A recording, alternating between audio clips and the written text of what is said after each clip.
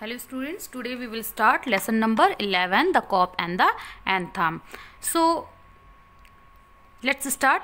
Soapy moved endlessly on his seat in Madison Square. Winters were approaching. He had to find some way to take care of himself during the cold weather.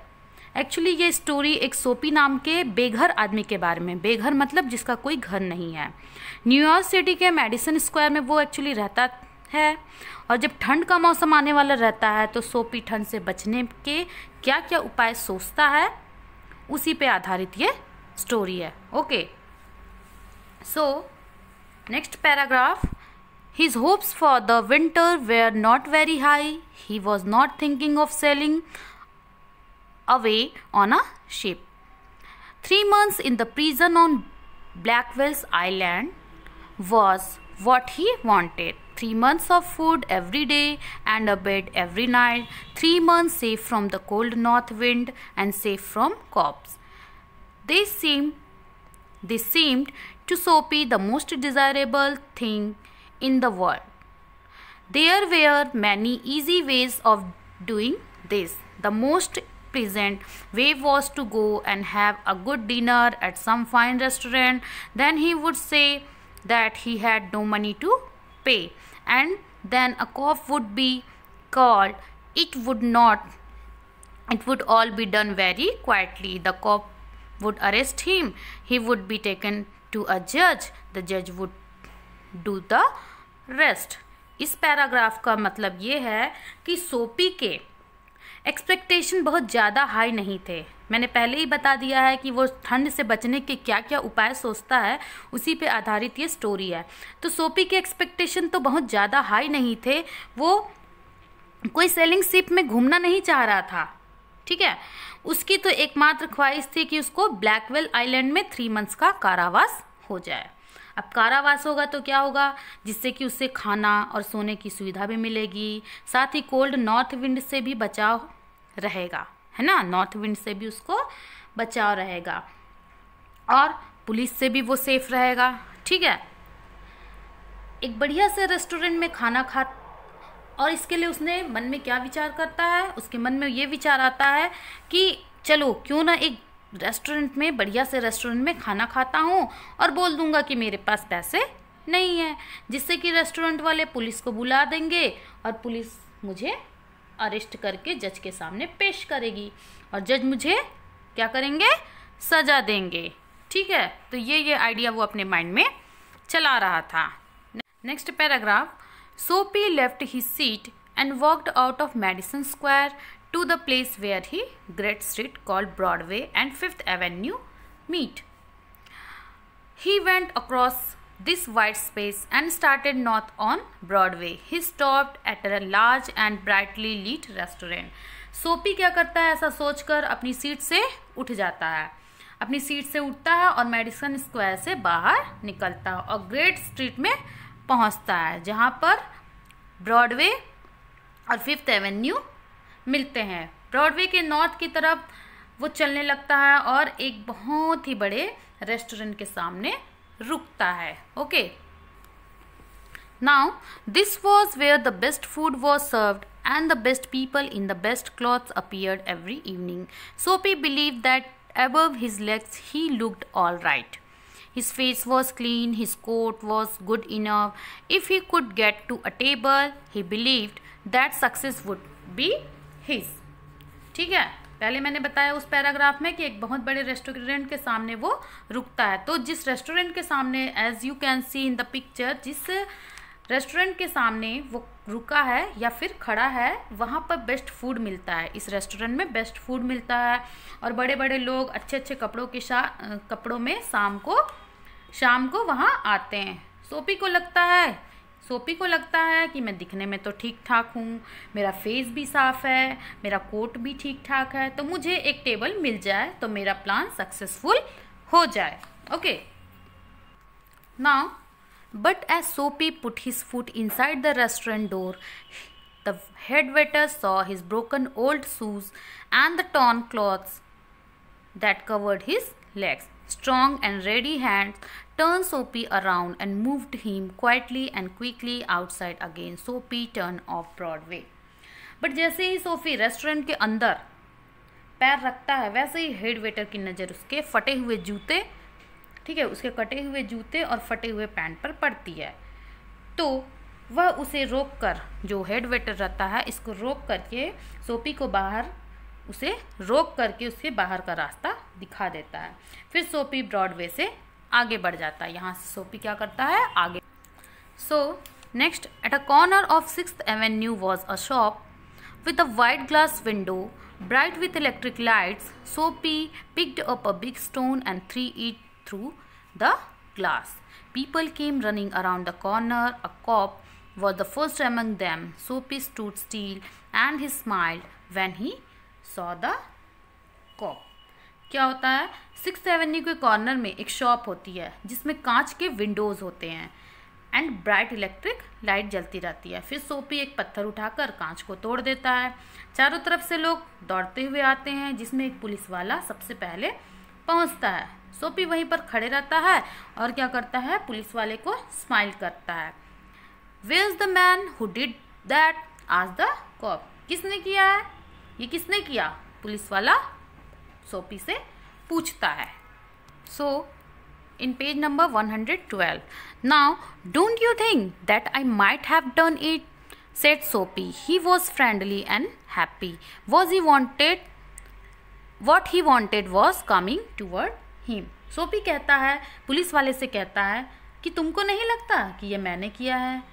सोपी police वाले के सामने एकदम friendly रहता और खुश भी रहता है, ठीक है, खुश था और फ्रेंडली रहता है क्योंकि वो जो चाह रहा था अब वो होने वाला था। उसको लगता है कि अब मुझे ये पुलिस ले जाएगी जेल और मेरा जेल में मस्त से खाना मिलेगा, जैसा कि वो अपनी प्लानिंग के अकॉर्डिंग सोचता रहता है।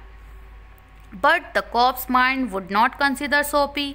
Man who break windows do not stop there to talk to cops. They run away as fast as they can. The cop saw a man further along the street running. He ran after him and Soapy walked slowly away. He had failed twice. But cops क्या करता है, Sophie को जिम्मेदार नहीं मानता उस चीज़ के लिए, क्योंकि जो व्यक्ति खिड़की को तोड़ेगा वो रुककर तो पुलिस से बात नहीं करेगा, है ना, बल्कि वहाँ से भाग जाएगा। बट सोपी ने क्या किया, उस पुलिस वाले को स्माइल देके फ्रेंडली उससे बात की, तो पुलिस वाले को ऐसा लगा ही नहीं कि ये काम तो इसने किया है। पुलिस किसी दूसरे आदमी को भागते हुए देखी और उसी वक्त में पुलिस क्या करती है, दूसरे आदमी को भागते हुए देखती है, तो पुलिस को लगता है कि नहीं नहीं ये आदमी तो नहीं है, सोपी तो नहीं है, जो भाग रहा है वही आदमी इस काम को किया, और उसके पीछे लग जाती है उसको पकड़ने के लिए। और फिर सोफी भी धीरे से वहाँ से चला जाता है क्योंकि वह दूसरी बार भी अपने प्लान में फेल हो गया था। Now, across the street was another restaurant. It was not as fine as the one on Broadway. The people who went there were not as rich. The food was not as good. Into this, Soapy took his old shoes and his torn clothes, and no one stopped him. He sat down at a table and was soon eating a big dinner. When he had finished, he said that he had no money. अब क्या होता है, सड़क के पार एक और restaurant है जो पहले वाले रेस्टोरेंट की तरह उतना फाइन और स्टैंडर्ड तो नहीं है, फिर भी क्या होता है, इस रेस्टोरेंट में उतने रिच लोग भी नहीं आते, खाना भी जो है साधारण है, ठीक है। तो सोपी क्या करता है, अपने फटे कपड़े और पुराने जूते को निकाल कर रेस्टोरेंट में एंटर कर जाता है, ठीक है, और कोई उसको रोकता भी नहीं है। फिर वह एक टेबल में बैठता है और हैवी डिनर करता है, और जब खाना खत्म हो जाता है तो वेटर से कहता है कि मेरे पास पैसे नहीं है। गो कॉल अ कॉप, सेट सोपी, बोलता है कि जाओ पुलिस वाले को बुला दो, बुला के ले आओ, ठीक है, okay okay. No cop for you, said the waiter. He called another waiter. The two waiters threw Soapy upon his left ear on the hard street outside. He stood up slowly, one part at a time, and beat the dust from his clothes. Prison seemed only a happy dream. A cop who was standing near laughed and walked away. तो फिर क्या होता है, waiter कहता है कि तुम्हारे लिए कोई पुलिस की ज़रूरत नहीं है, और एक दूसरे वेटर को बुलाता है और दोनों वेटर सोपी को उठाकर बाहर फेंक देते हैं और वह अपने लेफ्ट कान के बल गिर जाता है। और फिर वह धीरे से उठकर अपने हाथों से अपने कपड़ों को झाड़ करके साफ करता है। लगता है कि अब जेल जाना उसके लिए एक सपना ही है। एक पुलिस जो वहाँ पास में खड़ा था यह सब देख रहा था, और यह सब देख करके वो हंसता है और फिर वहाँ से चला जाता है। Okay. Soapy travelled almost half a mile before he tried again. When he stopped, he was near several theatres. He saw a cop standing in front of a big theatre. He thought of something else to try. He began to shout as if he had had too much to drink. He danced. He cried out. Okay.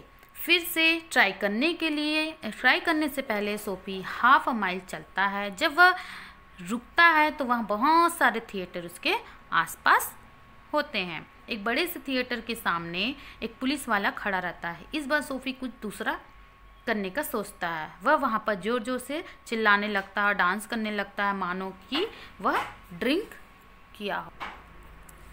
But the cop turned his back to Soapy and said to a man standing near him, "It's one of those college boys. He won't hurt anyone. Let him shout." पर police वाला सोपी को अनदेखा कर देता है और क्या करता है, पास खड़े एक आदमी से कहता है कि ये सब कॉलेज के ही बॉयज़ हैं, ये किसी का नुकसान नहीं पहुंचाएंगे, उसको चिल्लाने दो। Soapy was quiet, was no cop going to touch him. सोपी क्या होता है, शांत हो जाता है और सोचता है कि क्या मुझे कोई पुलिस पकड़ेगी या नहीं। At last Soapy came to one of the quiet street on the east side of the city. He turned here and began to walk south towards Madison Square Garden.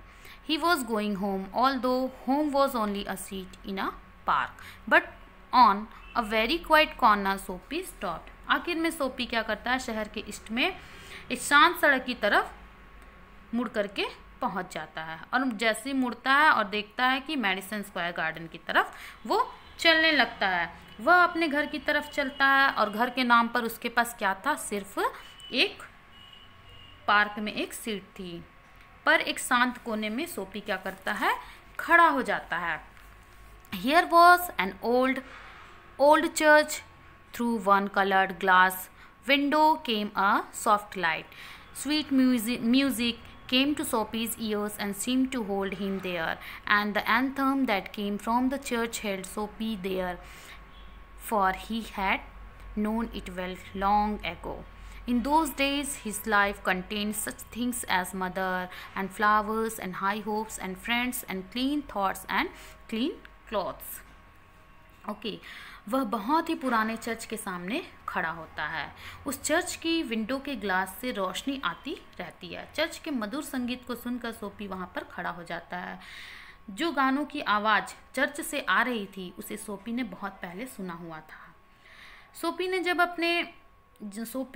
जब पहले इस गाने को सुना था उस समय उसकी ज़िंदगी में बहुत कुछ था, जैसे कि उसकी माँ थी, दोस्त थे, अच्छे अच्छे कपड़े थे, अच्छे अच्छे थॉट्स थे, सुंदर सुंदर फूल भी थे और काफ़ी अच्छी उसके पास उम्मीदें भी थी। Okay, as you can see in this picture. Okay,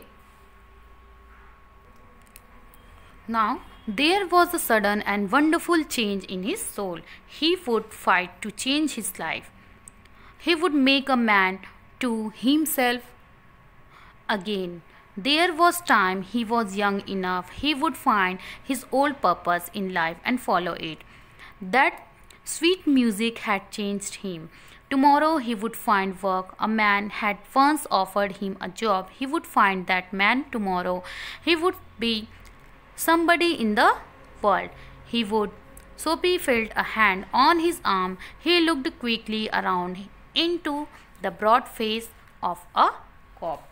क्या होता है, जब अचानक उसके विचारों में अच्छा बदलाव आता है और अब वह अपनी ज़िंदगी को बदलने के लिए संघर्ष करने का विचार बनाता है और अपने आप को एक अच्छा आदमी बनाने का सोचता है, क्योंकि अभी वो यंग है, उसके पास अभी समय है, वो अपने पुराने एम्स को फिर फॉलो करने की सोचता है। चर्च से आती मधुर ध्वनि ने उसे बदल दिया है। कल सोफी काम की तलाश में निकलेगा। कभी किसी आदमी ने उसे जॉब ऑफर किया था, अब सोफी उसे कल ढूंढ। अब क्या होता है, अब अचानक उसके विचारों में अच्छा बदलाव आता है और अब वह अपनी ज़िंदगी को बदलने के लिए संघर्ष करने का विचार बनाता है। वो अपने आप को एक अच्छा आदमी बनाने का सोचता है, क्योंकि अभी वो यंग है, उसके पास अभी समय है, वो अपने पुराने एम्स को फिर फॉलो करने को सोचता है। चर्च से आती मधुर संगीत ने उसे बदल दिया है। कल सोफी काम की तलाश में निकलेगा। कभी किसी आदमी ने उसे जॉब ऑफर किया था, अब सोफी उसे कल ढूंढेगा। ओके, वो दुनिया में अपने आप को कुछ बनाएगा। जब ये सब वो सोचता रहता है, तभी उसके कंधे पर एक हाथ उसे महसूस होता है। वो जल्द ही पलटकर देखता है तो वहाँ एक पुलिस वाला होता है।